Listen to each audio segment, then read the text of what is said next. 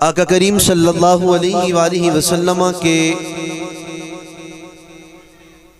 تشریف لانے سے قبل کی اگر رسومات، عادات،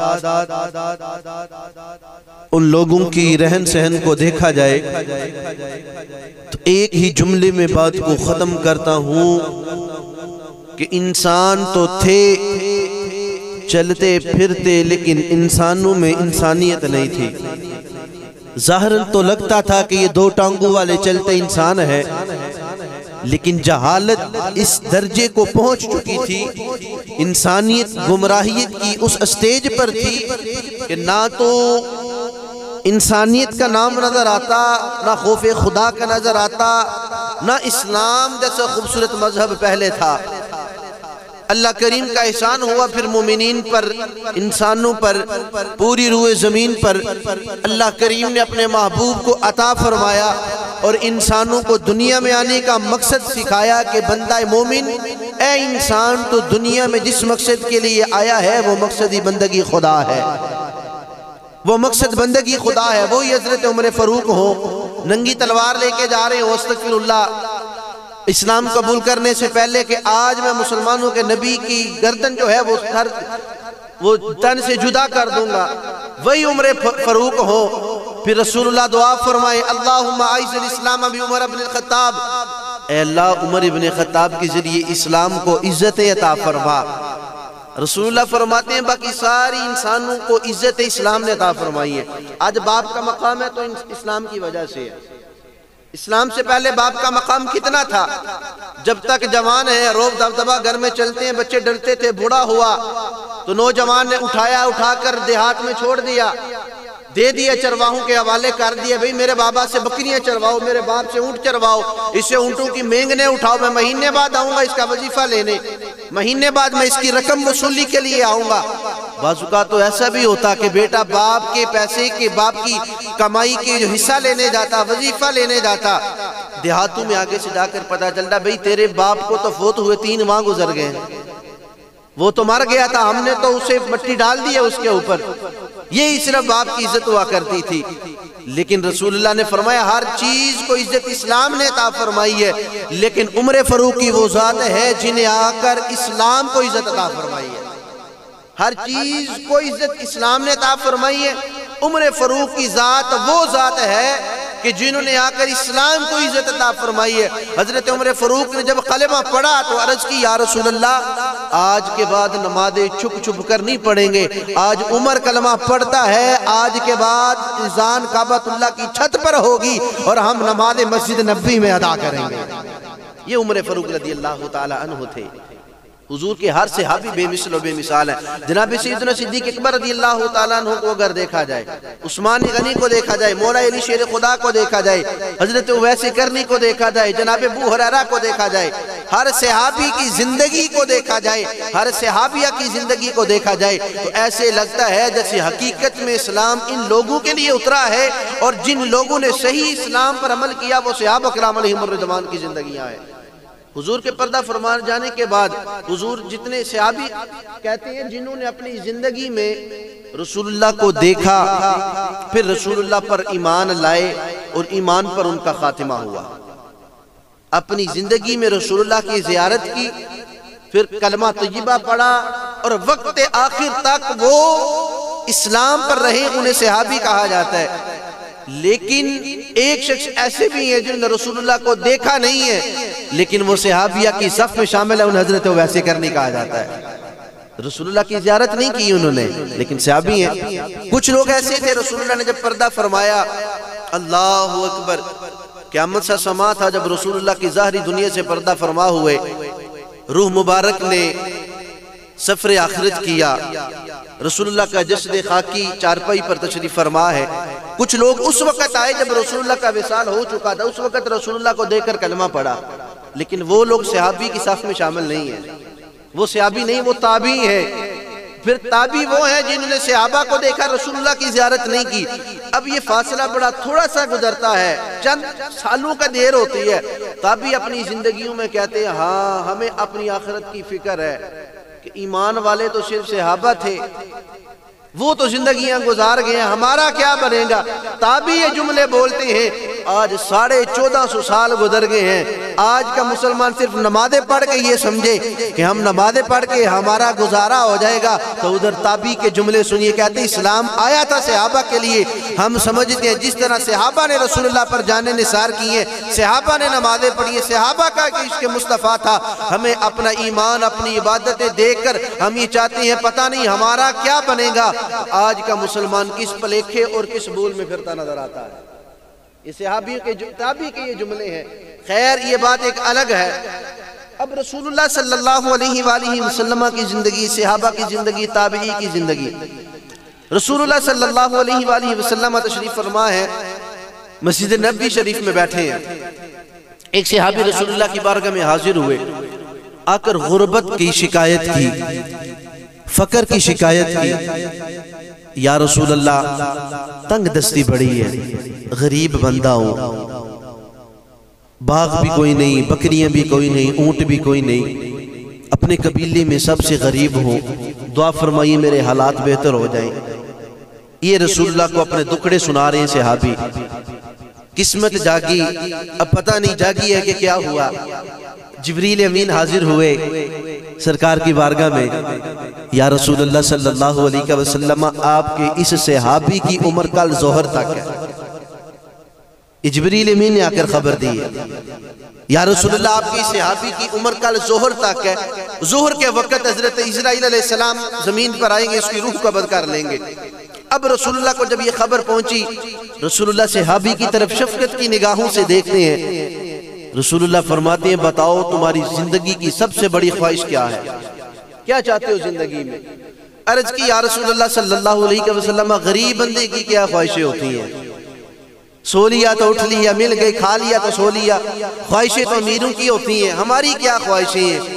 سرکار فرمایا بیٹھے ہماری بارگاہ میں ہو، بتاؤ خواہشیں کیا ہیں؟ یہ مت سوچو تم غریب ہو، بیٹھے ہماری بارگاہ میں ہو، بتاؤ خواہشیں کیا ہیں؟ عرض کی یا رسول اللہ ساری زندگی غربت کی وجہ سے کبھی میٹھا نہیں کھایا، میٹھا کھانا نصیب نہیں ہوا، ایک میٹھا کھانے کی خواہش ہے۔ فرمایا اس کے بعد بتاؤ اور بھی کوئی خواہش ہے؟ عرض کی یا رسول اللہ صلی اللہ علیہ وسلم یہ پوری ہو جائے تو میں سمجھوں گا میں زندگی میں جینے کا مقصد پورا ہو گیا۔ سرکار فرمایا یہ ہو جائے گا، اور بھی کچھ مانگ، مانگ لیا سو مانگ لیا، اور بھی کچھ مانگ، در سرکار ہے در شاہا تو نہیں، جو مانگ لیا سو مانگ لیا، اور بھی کچھ مانگ، مانگتا ہی میں کیا جولی ہی میری تنگ تھی، وہ تو کہتے رہے مانگ ذرا اور بھی کچھ مانگ۔ سرکار تو فرماتے رہے مانگ ذرا اور بھی کچھ مانگ۔ عرض کی یا رسول اللہ صلی اللہ علیہ وسلم میری چاچا کی بیٹی ہے، بڑی نیک ہے، بڑی پارسا ہے، بڑی باحیا، بڑی پردے والی ہے، میری خواہش ہے ایسی نیک بیوی میری ہو جائے، لمبی یہ رات ہو، ہم دونوں مصلی پر اللہ کی پوری رات عبادت کرتے رہے، کیونکہ میں نے سنا ہے جب میاں بیوی مل کر عبادت کرتے ہیں تو اس کمرے اس گھر پہ اللہ کی رحمتوں کا نزول ہوتا ہے۔ میں چاہتا ہوں میں اور میری بیوی مل کر اللہ کو راضی کر لے۔ سرکار نے پیغام بھجوایا، سرکار نے حضرت عثمان غنی رضی اللہ تعالی عنہ کو حکم دیا کہ اس کے لیے میٹھا تیار کیا جائے، میٹھے کا بندوبست کیا گیا۔ مولا علی کے ہاتھ سرکار نے پیغام بھجوایا کہ اس کے چچا کے بیٹے کو جا کے بول دو کہ تیری بیٹی کا نکاح میں مسجد نبوی میں بیٹھ کر اس صحابی سے کرتا ہوں، تو نے اس کو قبول کرنا ہے۔ دروازے پر دستک دی گئی، جب سرکار کا نام آیا کہ سرکار نے آپ کی شہزادی کا نکاح، امام الانبیاء محبوب خدا نے آپ کا نکاح مسجد نبوی میں صحابی سے فرما دیا ہے۔ حضرت عثمان غنی، دیگر ابو بکر صدیق رضی اللہ تعالیٰ عنہ، دیگر صحابہ موجود ہیں، سبھی کو حکم دیا کہ اس کے جہیز کا سامان بھی تیار کیا جائے۔ تھوڑا بہت جہیز کا سامان تیار کیا گیا، وہ کھانا جو میٹھا پکایا تھا وہ بھی تیار کیا گیا۔ صحابہ کو حکم دیے گا اس کے کمرے کو سنوارا جائے، اس کے گھر کو خوبصورت کیا جائے۔ صحابہ ادھر لگے گئے، کچھ پکانے میں لگے گئے، کچھ سامان لانے میں لگے، ایک شادی کا پورا بندوبست ہوا، پوری تیاری ہوئی۔ اب آگے کی جو بات ہے نا وہ بڑی مزے کی ہے۔ سرکار دو عالم صلی اللہ علیہ وآلہ وسلم نے شفقت کی نگاہوں سے، محبت کی نگاہوں سے صحابی کی طرف دیکھ بھی رہے ہیں، اس کی عمر صرف کل ظہر تک ہے، اس کو میٹھا بھی ملا، شادی بھی ہوئی، کتنا خوش نظر آتا ہے۔ اب جب گھر میں پہنچتے ہیں، سرکار نے ایک صحابی کی ڈیوٹی لگائی، کہ تمہارا کام یہ ہے اس کے گھر کے ارد گرد چکر لگاتے رہنا، اندر سے جب رونے کی آواز آئے میری بارگاہ میں آ جانا۔ اللہ اکبر۔ اب وہ کھانے کا جو میٹھا ایک سامان تھا، برتن تھا، وہ بھی لے گئے، جہیز کا سامان بھی گھر میں رکھا گیا۔ دونوں نے جب دسترخوان بچھایا، میٹھا کھانے لگے تو اپنی بیوی کو کہنے لگے تمہیں پتہ ہے کہ میں آج زندگی میں پہلی مرتبہ میٹھا کھا رہا ہوں، اور یہ بھی مجھے سرکار کے قدموں کا صدقہ ملا ہے۔ میں سرکار کی بارگاہ میں نہ جاتا تو مجھے یہ میٹھا نصیب نہ ہوتا۔ کہا یہ بات ہے، میں نے تو سنا ہے اگر تم سرکار کی بارگاہ میں نہ جاتے تو مجھے بھی نہ پاتے۔ کہا حقیقت یہ ہے کہ اگر تم سرکار کی بارگاہ میں نہ جاتا، نہ میٹھا نصیب ہوتا، نہ میٹھی بیوی نصیب ہوتی۔ اب یہ بات کر رہے ہیں، دسترخوان سامنے ہے، بیٹھے ہیں کھانا کھانے کے لیے۔ جب پہلا لقمہ بھی صرف منہ میں ڈالنے لگے تو دروازے پر ایک دستک ہوئی، مانگنے والا سائل آیا، کہا 3 دن سے بھوکا ہوں، 3 دن سے کچھ کھایا نہیں ہے، 3 دن سے کھانے کی تلاش میں ہوں۔ مبارک ہو شادی کرنے والے، تیرے گھر میں آج نئی دلہن آئی ہے، آج تمہیں مبارک ہو، خوشیوں کا موقع ہے، اس غریب کے پیٹ کو بھرنے کے لیے کچھ دے دو۔ صحابی نے اٹھایا وہ سارا دسترخوان جو زندگی میں پہلی بار کھانا نصیب ہوا تھا، اٹھایا وہ دسترخوان، بیوی سے اجازت لی، کہا تم نے کچھ کھانا ہے تو کھاؤ، میں اپنے حصے کا تیرا صدقہ اس فقیر کو دیتا ہوں۔ وہ فقیر نے جاتے ہوئے دعا دی، کہا اللہ تیری عمر میں اضافہ کرے، اللہ تیری عمر بڑھا دے۔ اب وہ صحابی جو ہیں وہ گھر کے چکر لگا رہے ہیں، کب رونے کی آواز آتی؟ ظہر کا وقت ڈلتا جا رہا ہے، سورج لال ہوتا نظر آتا ہے، عصر کا وقت ہوتا، رونے کی آواز نہیں آئی، عصر کا وقت ہوا، بلال نے اذان کہی، اللہ اکبر اللہ اکبر اللہ اکبر اللہ اکبر، حی علی الصلاۃ حی علی الفلاح، نماز کے لیے آئے، سرکار کی بارگاہ میں آئے۔ سرکار نے دیکھا، کہا تیری ڈیوٹی لگائی تھی، گھر کے چکر لگانے ہیں، رونے کی آواز آئی تو میرے پاس آنا۔ یا رسول اللہ میں اس وقت سے لے کر اب تک گھر کے چکر لگا رہا ہوں، رونے کی آواز نہیں آئی، کان لگا کر سنتا ہوں، پیاری پیاری باتیں کرنے کی آواز آتی ہے، اندر سے خوشیوں کی باتیں آتی ہیں، اندر سے محبت کی باتیں آتی ہیں، پیاری پیاری باتیں ملنے کو ملتی ہیں، سننے کو ملتی ہیں۔ سرکار نے جب یہ سنا تو خاموش ہوئے، بتایا نہیں صحابی کو، یا رسول اللہ صلی اللہ علیہ وسلم کیوں ڈیوٹی لگائی تھی گھر میں؟ یہ تو خوشیوں کا موقع ہے، ابھی تو جوڑا ملا ہے، ابھی تو خوشیاں نہیں ہیں، آپ کہہ رہے رونے کی آوازیں آئیں گی۔ سرکار نے سر سجدے میں رکھا، اللہ کی بارگاہ میں عرض کی، یا اللہ تیری بارگاہ سے پیغام آتا ہے جبریل امین لے کر، جبریل امین جب بھی آئے کوئی خبر جھوٹی نہیں دی، خبر دینے والے فرشتوں کے سردار اللہ کے مقرب فرشتے جبریل امین ہے، تیرا حکم تھا، تیری تقدیر مٹتی بھی نہیں ہے، زندگی ماں کے پیٹ میں لکھ دی جاتی ہے بندے نے کتنا جینا، یا اللہ تو کہتا تھا، جبریل کے ذریعے پیغام پہنچا کہ کل اس کی عمر جو ہے وہ ظہر تک ہے، اب عصر ہو گئی، نہ جبریل جھوٹی خبر دیتے ہیں، نہ مجھے سننے میں کوئی مشابہ لگا، نہ اس کو موت ہوئی، اللہ یہ تقدیر کیا ہے، ذرا پردے جو اٹھا، جبریل پھر نازل ہوئے، یا رسول اللہ سر سجدے سے اٹھائیے، اللہ فرماتا ہے آپ کے غلام نے وہ جو مسکین کو کھانا کھلایا ہے، اس نے دعا کی اللہ تیری عمر بڑھا دے، اللہ نے اس کی دعا کی برکت سے اس کی عمر میں اضافہ فرما دیا ہے، اللہ نے اس کی دعا کی وجہ سے اس کی عمر میں اضافہ فرما دیا ہے۔ یہ صرف ایک فقیر ایک مسکین کو کھانا کھلانے کی برکت سے اللہ نے کتنے انعام عطا فرمائے ہیں، اللہ نے کتنا فضل فرمایا ہے۔ تو ختم پاک میں ہوتا کیا ہے؟ لوگوں کو کھانا ہی کھلایا جاتا ہے، چھوڑ دیتے ہیں باقی باتیں، نہیں کرتے باقی باتیں بھئی، صرف لوگوں سنیوں نے کھانے کا ڈنگ بنایا ہے، صرف چاول کھانے کے لیے سنی ختم دلاتے ہیں، ہم مان لیتے ہیں یہی کرتے ہیں۔ ادھر دیکھو ایک کھانے کی برکت سے اللہ کتنا کرم فرماتا ہے، جدھر سینکڑوں مسلمان کھانا کھا کے جائے اللہ کتنا راضی ہوتا ہوگا، اللہ کتنا کرم فرماتا ہوگا۔ یہ میرے محبوب کی باتیں ہیں، یہ میرے محبوب صحابہ کی سنتیں ہیں۔ اللہ کریم نے محبوب علیہ السلام کی امت کو جو اعزاز عطا فرمائے ہیں نا، وہ پہلے کسی امت کو نہیں عطا فرمائے، حقیقت بات ہے یہ، پکی بات ہے یہ۔ اب آقا کریم صلی اللہ علیہ وآلہ وسلم کے جو فرامین ہیں، رسول اللہ کے ہر ایک ایک فرامین میں کئی باتوں کے جواب ہمیں ملتے ہیں، ایک ایک فرمان میں۔ رسول اللہ صلی اللہ علیہ وآلہ وسلم فرماتے ہیں ان اللہ عز و جل لیرفع درجات للعبد الصالح فیقول یا ربی ان لی ہذی فیقول باستغفاری ولدی کلک.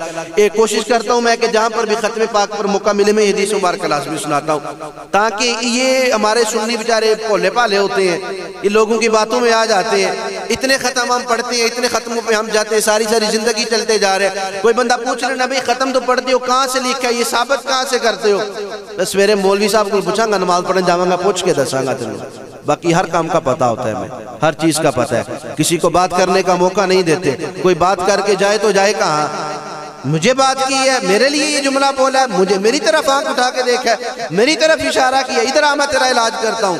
لیکن دین کے بارے میں پوچھ کے بتاتا ہوں، حتیٰ کہ پہلے دین ہونا چاہیے پھر دنیا ہونی چاہیے. دین کا علم بندے کو کم از کم اتنا علم تو لازمی ہونا چاہیے کہ کوئی بد عقیدہ کے متھے بندہ لگے تو اس کا بوتھا تو بند کر سکے، اس کا منہ تو بند کر. باقی باتیں دور دراز کی رہی ہوتی رہیں، کم از کم اتنا تو ہونا چاہیے نا کہ کوئی اگر پوچھ لے تو بھئی اتنا تو ہمیں پتا ہوتا ہے. کوئی صرف اتنا پوچھ لے، ہاں بھی بتا تو ہے کون، تو بندہ فوراں بتاتا ہے میں فلاں ہوں، برادری فلاں، قبیلہ فلاں، پنڈ فلاں، شہر فلانا ہے، فلاں کا بیٹا، فلاں کا پوتا، فلاں کا نواسا، فلاں کا بانجا، فلاں کا بھتیجا. یہ سارا کچھ ہم بتاتے ہیں. اپنا کاروبار بھی بتا دیتے ہیں، اپنا نام بھی بتا دیتے ہیں، عہدہ بھی بتا دیتے ہیں، بزنس بھی بتا دیتے ہیں. نہیں بتاتا تو صرف دین کی باتیں نہیں بتاتے. کیسے بتائیں گے جب دین کا ہمیں پتہ ہی نہیں ہوگا؟ رسول اللہ نے فرمایا ان اللہ عز و جل لیرفع درجات للعبد الصالح. اللہ کریم جب بندے کے قبر میں کسی کے درجوں کو بلند فرماتا ہے نا، ان اللہ عز و جل، اللہ کریم جب قبر میں کسی بندے کے درجوں کو بلند کرتا ہے، لیرفع درجات، رفع کہتے ہیں بلندی کرنے کو، درجوں کو بلند کرتا ہے، للعبد الصالح، کسی نیک بندے کے، فیقول، اللہ کی بارگاہ میں عرض کرتا ہے، فیقول، فا تفسیر یقول، اس میں مضارع کا صیغہ ہے، وہ کہتا ہے، عرض کرتا ہے، یا ربی، اے میرے رب، انا لی ہذی، یہ میرے لیے کس لیے ہے؟ جب میں قبر میں پہنچا، رسول اللہ نے فرمایا کچھ لوگ ایسے بھی ہوں گے دنیا میں گناہگار مریں گے، جب قبروں سے اٹھیں گے تو نیکوکاروں کی صف میں شامل ہو جائیں گے، وہ نیکوں کی صف میں شامل ہوں گے. یا رسول اللہ جب میں قبر میں آیا گناہگار تھا، قبر یہ میری گڑھا بنا ہوا تھا، جہنم کی کھڑکی تھی، جہنم کا بچھونا تھا، مجھ پہ عذاب مسلط تھا. وہ اندھیری گہری قبر ہوگی، وہاں پر کوئی نہ ہوگا، یا بندہ ہوگا یا بندے کے اعمال ہوں گے، اس کے علاوہ کوئی کسی قسم کا ساتھ وہاں پہ نہیں جائے گا. تنہا بندہ جائے گا، تنہا، ایک کفن ساتھ لے کر جائے گا، وہ بھی چند دنوں میں کفن بھی ختم ہو جائے گا. یہ جسم، یہ باڈی، یہ غرور و تکبر، بڑے فخر سے ہم چلتے پھرتے نظر آتے ہیں. یہ کیڑیاں ہماری گوشت کو بھی کھا جائیں گی، جسم کو بھی کھا جائیں گی، ماس کو بھی کھا جائیں گی، ہڈیاں باقی رہیں گی. ایک وقت آئے گا ہڈیاں بھی ختم ہو جائے گی، پھر صرف چند ہڈیاں رہ جائیں گی. پنڈلی کی ہڈی، یہ گھٹنے کی ہڈی، ریڑھ کی ہڈی، سر کی کھوپڑی کی ہڈی، یہ رہ جائے گی. وقت آئے گا یہ بھی ختم ہو جائے گا. من اٹھنوں کے حساب سے مٹی پڑ جائے گی، کوئی نام و نشان بھول جائے گا. کوئی یہاں پر آیا بھی تھا، کوئی دنیا میں رہتا بھی تھا، کوئی نام کما کے گیا بھی ہے. اس قبر نے بڑے بڑے نوجوان کھا دیے، بڑے بڑے عہدے والے کھا دیے، بڑے بڑے پیسے مرتبے والے چلے گئے، بڑے بڑے مقام و مرتبے والے چلے گئے. دنیا میں ہمیشہ کے لیے کوئی نہیں آیا، جو بھی آیا ہے اس نے جانا ہے. فرمایا ایسا ہوگا، قبر میں عرض کرے گا، اللہ جب میں پہنچا تھا مجھ پر عذاب ہو رہا تھا، مجھ پر عذاب مسلط تھا، اچانک سے کیا ہوا کہ میری قبر میں جنت کی کھڑکی کھولی گئی ہے، میری قبر میں جنت کی خوشبوئیں محسوس کرتا ہوں، میری قبر میں جنت کا بچھونا بچھایا گیا ہے. اللہ یہ کس لیے ہوا؟ اللہ فرمائے گا فیقول، اللہ خود فرمائے گا باستغفاری ولدک لک، تیری نیک اولاد جو پیچھے چھوڑ کر آیا تھا، تیری اولاد نے آج تیرے لیے ہاتھ اٹھا کر دعا کی ہے، اس دعا کی برکت سے میں نے تیرے گناہوں کو معاف فرما دیا، میں نے تیرے گناہوں کو معاف فرما دیا ہے. یہ دعا کا فائدہ ہوتا ہے قبر میں پہنچنے والے کے لیے. دعا اس نے کی، میں نے تیرے گناہوں کو معاف فرما دیا. یہ ختم پاک دو باتیں، کھانا کھلانے کے لیے ہو، اس کا جو ثواب اللہ تعالیٰ فرماتا ہے وہ بھی حدیث سے ثابت ہے. پھر جو ہم دعا کرتے ہیں وہ بھی حدیث مبارکہ سے ثابت ہے. آگے اگر بات کریں کہ 10ویں 30ویں 40 کا اس پہ خیر بات ہی نہیں کرنی چاہیے. غیر شرعی بات ہو نا تو بندہ اس کا جواب بھی دیتا پھر. یہ نہیں کوئی بات ہو بندہ اس کا جواب بھی دیتا پھر. قرآن قرآن پڑھنے کی بات، نعت پڑھنے کی بات، رسول اللہ کا فرامین سنانے کی بات، قرآن کا مفہوم سمجھانے کی بات، یہ تو صحابہ نے کیا، سرکار نے کیا. اس پہ تو ہمیں بات ہی نہیں کرنی چاہیے. صرف اگر لوگوں کو سکھانے کی باتیں ہیں تو محبت مصطفیٰ سکھانے کی باتیں. بات شروع کی تھی میں نے صحابہ سے. صحابہ پہلے صحابی جناب سیدنا صدیق اکبر رضی اللہ تعالیٰ عنہ.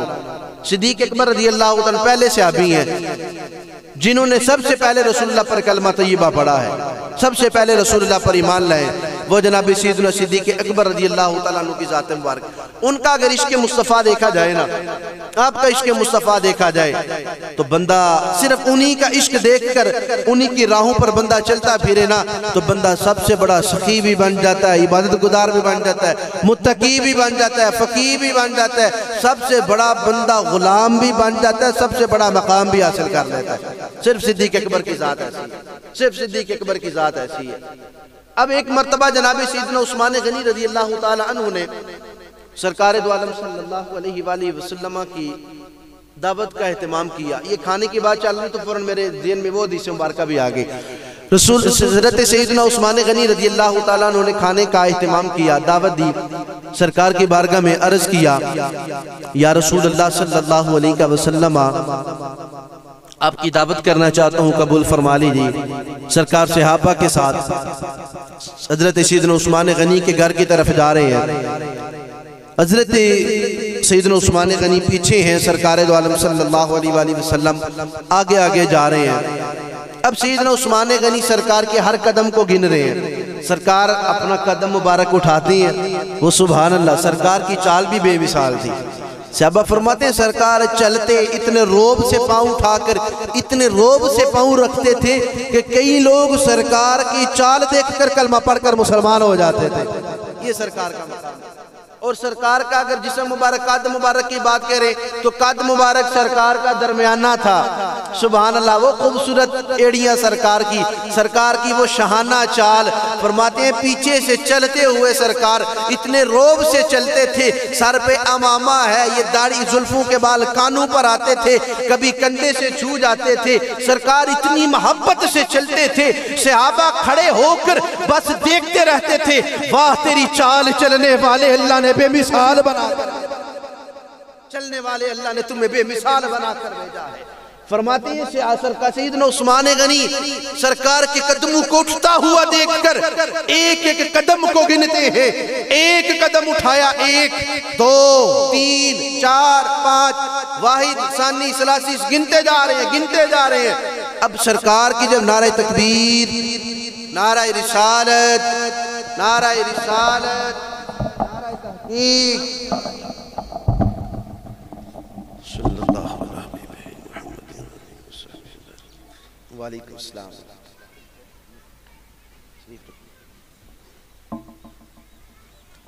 تشریف رکھیں احباب.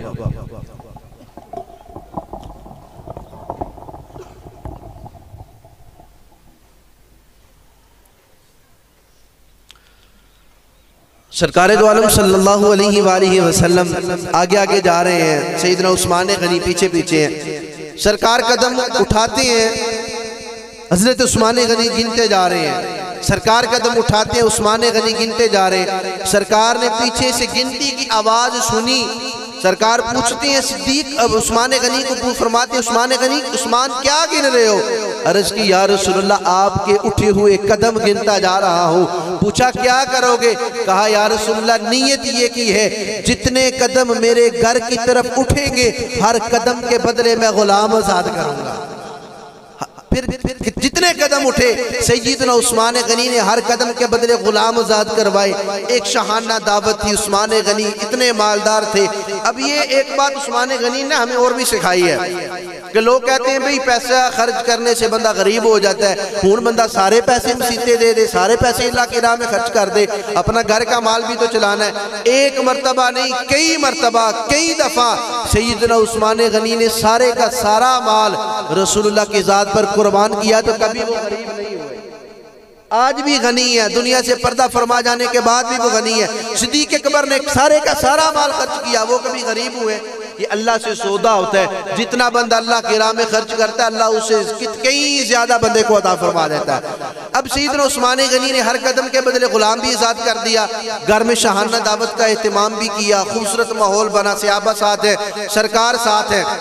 اب چلتے چلتے نا جب دعوت کا اختتام ہوا، سرکار اپنے گھر میں تشریف لے گئے، مولا علی اپنے گھر میں تشریف لے گئے، تو جا کے سیدہ خاتون جنت سے نہ مشورہ کیا، کہا کہ آج عثمان نے بڑی پیاری دعوت کی ہے سرکار کی، کھانے طرح طرح کے کھانے بنائے ہوئے تھے، بڑا پیارا پروٹوکول دیا ہے، اچھا اہتمام کیا، سرکار گھر میں تشریف لے کر گئی ہیں، صحابہ تشریف فرماتے، پھر عثمان نے یہ کام بڑا کیا ہے کہ سرکار کے ہر قدم کے بدلے غلاموں کو آزاد کیا ہے۔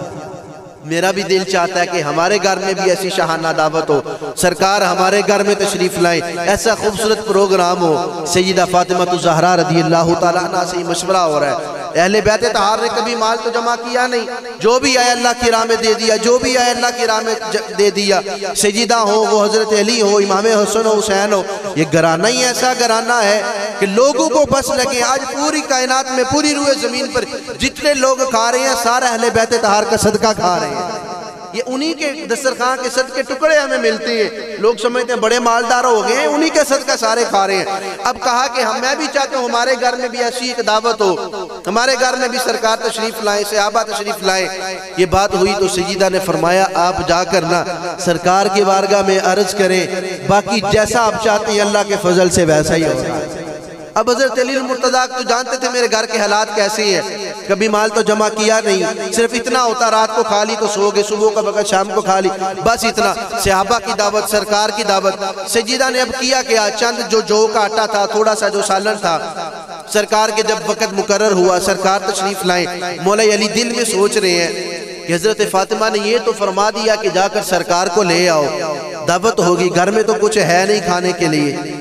سجدہ نے پھر اندھیرے کمرے میں، بند کمرے میں سر سجدے میں رکھا، اللہ کی بارگاہ میں دعا کی، یا اللہ میرے شوہر حضرت علی المرتضیٰ نے عثمان کی دعوت کو دیکھا ہے تو تیرے محبوب کی دعوت کرنے کا شوق پیدا ہوا، آج میرے بابا تیرے محبوب میرے گھر میں آ رہے ہیں، اللہ ہماری بھی عزتیں رکھنا، میرے شوہر کی بھی عزتیں رکھنا۔ سرکار گھر میں تشریف لائیں، صحابہ بھی سوچ رہے ہیں حضرت علی المرتضیٰ کیسی دعوت کریں گے۔ سیدہ نے ہنڈیا کو چولہے پر رکھا، چولہے پر رکھنے کے بعد آٹے کو بھی پاس رکھا، اوپر اس کو بند کر دیا، ڈھکن اس کے اوپر دے دیا، اللہ کی بارگاہ میں دعا کر رہی ہیں، ساتھ ساتھ ہنڈیا میں چمچہ پھیر رہی ہیں، ساتھ ساتھ اس کو چیک کر رہی ہیں، نیچے آگ لگا رہی ہیں، ساتھ ساتھ قرآن کی تلاوت کرتی جا رہی ہیں، دل میں اللہ کی دعائیں کرتی جا رہی ہیں۔ اب سرکار دو عالم دیکھ کر مسکرائے، جب کھانے کا دسترخوان سامنے سجایا گیا، صحابہ بیٹھے ہیں، مولا علی بیٹھے ہیں، سرکار تشریف فرما ہے، نورانی منظر ہے، ایک ایسا خوبصورت ماحول سجا ہوا ہے، سجیدہ برتن سے سالن نکال کے سرکار کی بارگاہ میں پیش کرتی ہیں، صحابہ کی بارگاہ میں پیش کرتی ہیں، مولا علی پریشان بیٹھے ہیں کہیں یہاں پر بستی نہ ہو جائے، مالک تو عزت رکھنی ہے۔ جب کھانا کھایا گیا، ہنڈیا سرکار کی بارگاہ میں پیش کی گئی، مختصر کرتا ہوں، ہنڈیا سرکار کی بارگاہ میں پیش کی گئی، سارے صحابہ نے کھانا کھا لیا، سرکار نے کھا لیا، ہنڈیا سرکار کی بارگاہ میں پھر پیش کی گئی، دیکھا ہنڈیا سے ایک قطرہ سالن بھی کم نہیں ہوا، سرکار فرماتے صحابہ جانتے ہو یہ کھانا کہاں سے آیا ہے؟ یا رسول اللہ نہیں جانتے، ایسا مزے کا کھانا کبھی کھایا نہیں، ایسا لذیذ کھانا کبھی چکھا نہیں، سرکار کہاں سے آیا ہے؟ کہا اللہ نے فاطمہ کی دعا کی برکت سے جنت سے ہمارے لیے کھانے کا اہتمام فرمایا ہے، اللہ نے یہ کھانا جنت سے ہمارے لیے بھیجا ہے، یہ جنتی کھانا ہمارے لیے آیا ہے۔ یہ سرکار کو کس نے بتایا؟ سیدہ نے بھی نہیں بتایا، مولا علی نے بھی نہیں بتایا، سرکار آئے کھانا کھایا، کھانا کھاتے ہی سمجھ گئے کہ یہ کھانا اللہ نے ہمیں جنت سے ہمارے لیے بھیجا ہے۔ یہ سیدہ فاطمہ الزہرا نے جب سرکار کی دعوت فرمائی، یہ اس میں سیدہ کی کرامت بھی ظاہر ہوتی ہے، وہ دوسرے دن پھر صحابہ کی بارگاہ میں پھر پیش کیا، پھر اسے سرکار نے بھی کھایا، صحابہ نے بھی کھایا، پھر اس دوسرے کھانے میں سرکار نے دعا فرمائی، وہ دانہ کھانا دوسرے دن بھی چلتا رہا، اگر سرکار کا لعاب دان کنویں میں گر جائے تو اللہ اسے بھی میٹھا کر دیتا ہے، یہ تو سیدہ کی دعا ہے، ایک ہنڈیا سے کئی صحابہ نے پیٹ بھر کر کھانا کھایا ہے۔ یہ کھانا کھلانے اور کھلانے کی برکتیں ہوتی ہیں۔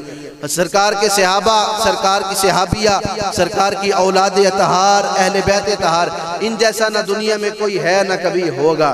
ہمیں اپنی زندگیوں کو، ان کی زندگی کو دیکھ کر ایسے زندگی گزارنی چاہیے تاکہ یہ زندگی ہمیشہ کے لیے نہیں ہے۔ سرکار نے فرمایا کوئی مسافر کبھی اب اپنی مسافری پر ہمیشہ نہیں رہتا، اسے ایک دن اپنی منزل کی طرف جانا ہوتا ہے۔ یہ دنیا ایک مسافر ہے، یہاں پر ہمیشہ کوئی نہیں رہے گا۔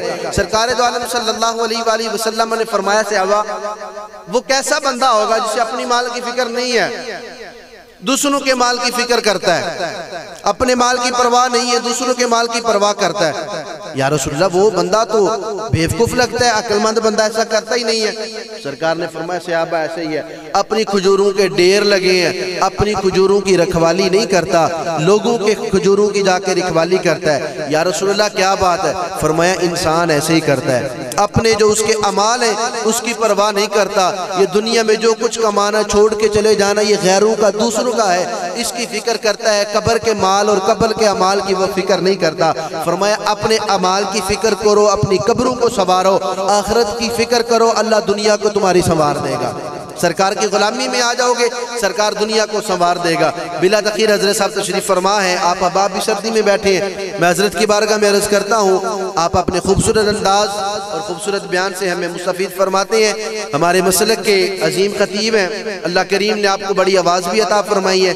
مراد میری ہے جناب خطیب اہل سنت ہیں، اللہ کریم نے بڑا ملکہ بھی ان کو عطا فرمایا ہے۔ انشاءاللہ جیسا آپ چاہتے ہیں آپ کو ویسا سرور بھی آئے گا۔